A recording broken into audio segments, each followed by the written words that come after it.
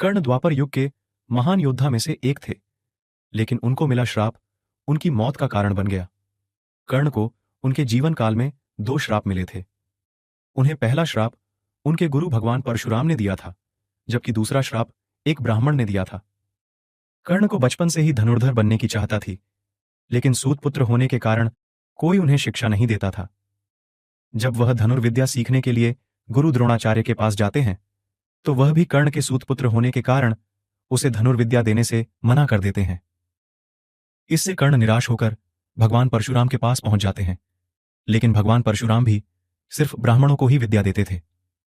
अब कर्ण किसी भी तरह से धनुर्विद्या सीखना चाहता था, तो वह भगवान परशुराम से झूठ बोलता है कि वह ब्राह्मण है।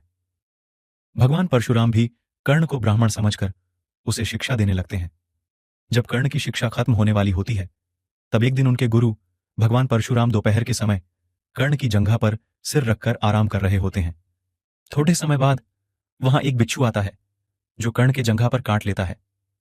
अब कर्ण सोचता है कि अगर वह हिला या बिच्छू को हटाने की कोशिश की, तो गुरु परशुराम की नींद टूट जाएगी। इसलिए वह बिच्छू को हटाने की बजाय उसे डंक मारने देता है।